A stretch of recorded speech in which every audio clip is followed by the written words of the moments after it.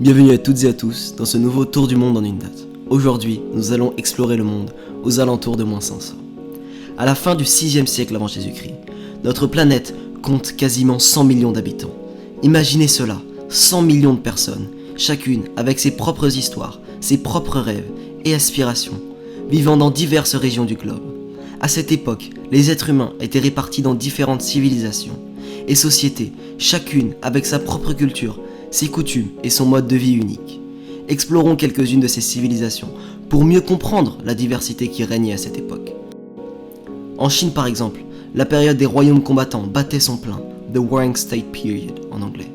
Cette période tumultueuse était marquée par des conflits intéressants entre différents États cherchant à étendre leur territoire et à exercer leur influence. Malgré les turbulences, la Chine de l'époque était déjà densément peuplée, avec des millions d'individus vivant dans des villes florissantes et des zones rurales fertiles. Nous reviendrons sur ces événements.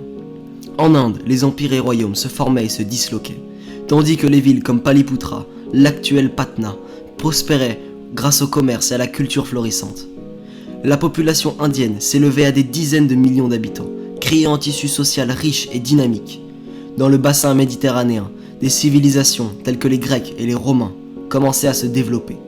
Les Grecs, avec leurs cités-États indépendantes, contribuaient à la diffusion des idées, de la philosophie et des arts, tandis que les Romains, encore au stade de république, construisaient leur empire, lentement mais sûrement.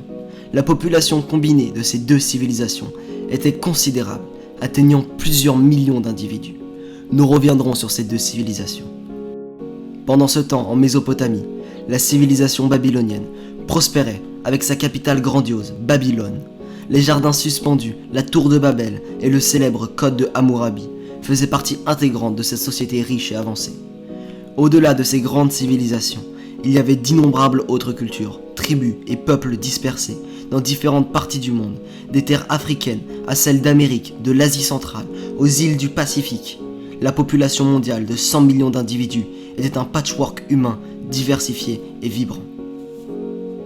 À l'époque, la vie quotidienne de ces populations était souvent marquée par des activités agricoles, le commerce local et régional, ainsi que des interactions culturelles et économiques entre les différentes régions. Des technologies telles que l'irrigation, les systèmes de navigation et l'usage du fer étaient déjà maîtrisés dans certaines sociétés, contribuant à l'amélioration des conditions de vie et à l'échange d'idées. Commençons donc par un événement datant de -509, la fin de la monarchie romaine et le début de la République. Préparons-nous à découvrir les événements palpitants qui ont façonné l'avenir de Rome. Au 6e siècle avant Jésus-Christ, Rome était gouvernée par des rois, mais tout cela allait changer. Les Romains, en quête de liberté et de droit, aspiraient à une forme de gouvernement où le pouvoir serait partagé et les décisions prises collectivement. C'est ainsi qu'en 509 avant Jésus-Christ, l'impensable se produisit. Le dernier roi de Rome fut renversé et la République romaine vit le jour. Cette transition majeure fut marquée par un mélange d'espoir, d'incertitude et d'excitation parmi les citoyens romains. Mais comment la République romaine fonctionnait-elle ? Eh bien, laissez-moi vous expliquer simplement. Le gouvernement républicain était basé sur le principe de la séparation des pouvoirs et la participation active des citoyens. Tout d'abord, Rome était dirigée par 2 consuls, élus chaque année. Ces consuls étaient des magistrats puissants qui étaient responsables de l'administration de la République et de la prise de décisions importantes. Ils étaient assistés par le Sénat, une assemblée de sages et d'élites romaines qui conseillaient les consuls et participaient à la gouvernance de Rome. Mais ce n'est pas tout.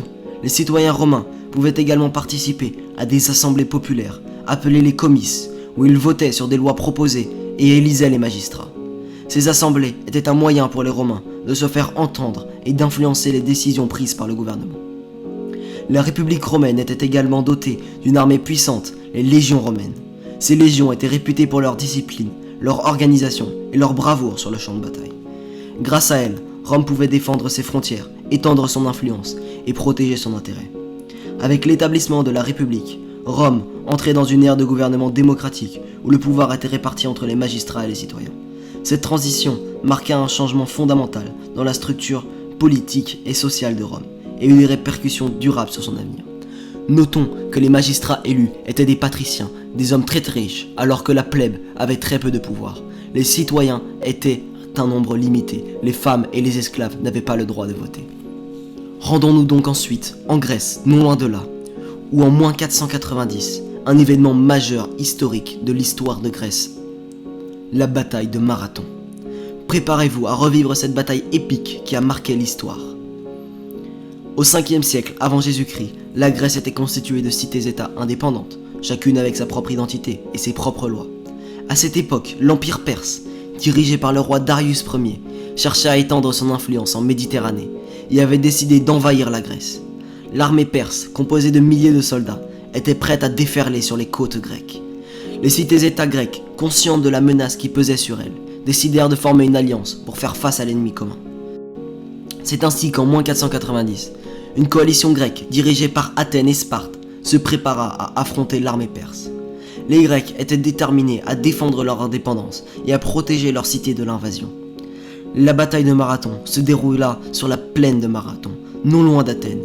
Les Perses, confiant dans leur supériorité numérique, débarquèrent et se préparèrent à combattre les Grecs. Cependant, les Grecs avaient un plan. Le général athénien, Miliciade, connaissant le terrain et sachant que l'infanterie grecque était supérieure en termes de formation et d'armement, décida d'attaquer rapidement les Perses, afin qu'ils ne puissent pas se réorganiser. La bataille de Marathon commença et les Grecs chargèrent avec détermination. Leur phalange, une formation de soldats lourdement armés, avança d'un pas ferme, repoussant les rangs perses. Les soldats grecs, armés de lances, boucliers et épées, firent preuve d'un courage exceptionnel face à l'adversité.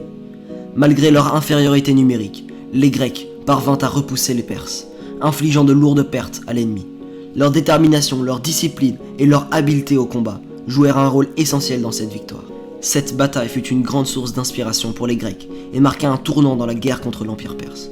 La victoire de Marathon renforça le moral des Grecs et leur donna confiance en leur capacité à résister à l'ennemi. La bataille de Marathon était également célèbre pour le légendaire exploit d'un soldat nommé Philippides.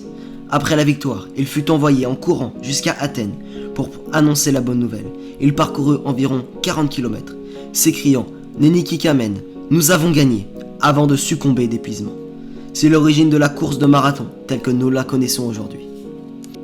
Maintenant, voyageons en Chine et remontons dans le temps jusqu'en 481 avant Jésus-Christ, une période cruciale dans l'histoire de la Chine antique, le début de la période des États en guerre, The Warring State Period. Préparez-vous à plonger dans cette époque tumultueuse et à découvrir les événements qui ont façonné la Chine ancienne. Au 5e siècle avant Jésus-Christ, la Chine était divisée en plusieurs États rivaux, chacun gouverné par un seigneur féodal. Ces États étaient constamment en quête de pouvoir et de territoire, ce qui conduisit à une série de conflits armés, à une période de turbulence, connue sous le nom de Warring State Period. La période commença en 481 avant Jésus-Christ, lorsque le roi de l'état de Jin, l'une des principales puissances de l'époque, mourut sans héritier. Cela déclencha une lutte de succession entre les membres de la famille royale et les seigneurs féodaux de Jin. Profitant de cette instabilité, les autres États voisins virent une opportunité de s'étendre et de renforcer leur influence. Les principaux protagonistes de cette période étaient les États de Qin, je pense prononcer Qin, Qi prononcé Qi, Shu, Wei, Yan et Cao, je m'excuse pour la prononciation, qui se disputaient le contrôle de la Chine. Les États en guerre furent caractérisés par des périodes de batailles sanglantes, des intrigues politiques et des alliances changeantes. Les seigneurs féodaux faisaient appel à des généraux talentueux pour mener leurs armées et chercher à obtenir l'avantage sur leurs rivaux. Parmi les généraux les plus célèbres de cette période, Sun Tzu, l'auteur du célèbre traité militaire, l'art de la guerre. Ses stratégies et ses enseignements ont eu une influence durable sur les tactiques militaires de l'époque. Les batailles étaient souvent féroces et brutales, avec des milliers de soldats engagés dans des combats acharnés. Les techniques de guerre évoluaient rapidement avec l'utilisation de nouvelles armes, de nouvelles tactiques pour gagner l'avantage. La période fut également marquée par des avancées culturelles et intellectuelles. Des penseurs tels que Confucius, Lao Tzu vivaient à cette époque et cherchaient à trouver des réponses aux troubles politiques et sociaux de l'époque. Leurs enseignements ont eu un impact profond sur la philosophie et la pensée chinoise. Finalement, après plus de 2 siècles de conflits incessants, la période des Warring States prit fin en 221 avant Jésus-Christ, lorsque l'état de Qin réussit à unifier la Chine sous un seul empire, mettant ainsi fin à cette période tumultueuse. Et enfin, pour notre dernier fait, revenons en Grèce en 470 avant Jésus-Christ, une période de grandeur et de construction dans l'histoire de la Grèce antique. Nous allons explorer l'incroyable construction du temple de Zeus à Olympie, une merveille architecturale qui a marqué cette époque. Le temple de Zeus était situé à Olympie, dans la région du Péloponnèse, en Grèce. C'était un projet ambitieux qui visait à rendre hommage au dieu suprême de la mythologie grecque et à servir de sanctuaire pour les célébrations religieuses et les Jeux olympiques. La construction du temple de Zeus fut entreprise par l'architecte Libon de l'école Élide. Les travaux furent financés par les contributions de différentes cités grecques. Le temple possédait des colonnes massives et imposantes. Il était considéré comme l'une des 7 merveilles de l'Antiquité. La construction nécessita l'utilisation de matériaux tels que le marbre, le bois, l'ivoire. L'une des caractéristiques les plus remarquables de ce temple, c'est sa statue, chryséléphantine, c'est-à-dire faite d'or et d'ivoire, représentant le dieu Zeus, assis sur un trône. Cette statue, réalisée par le célèbre sculpteur Phidias, était d'une beauté incomparable et suscitait l'admiration. Une fois terminé, le temple de Zeus devint un lieu de culte important, où les Grecs venaient rendre hommage à leur dieu suprême. Et comme dit précédemment, il accueillait également les Jeux olympiques. Le temple de Zeus à Olympie resta debout pendant plusieurs siècles, témoignant de la grandeur et de la richesse de la civilisation grecque antique. Malheureusement, au fil du temps, l'édifice subit des dommages causés par des éléments naturels et les conflits. Aujourd'hui, seules des ruines subsistent, mais elles continuent d'évoquer la splendeur passée de ce temple mythique. C'était tout pour aujourd'hui. Si vous avez aimé, likez, commentez, et puis si vous avez des remarques, commentez aussi. Merci beaucoup, à dans 2 semaines.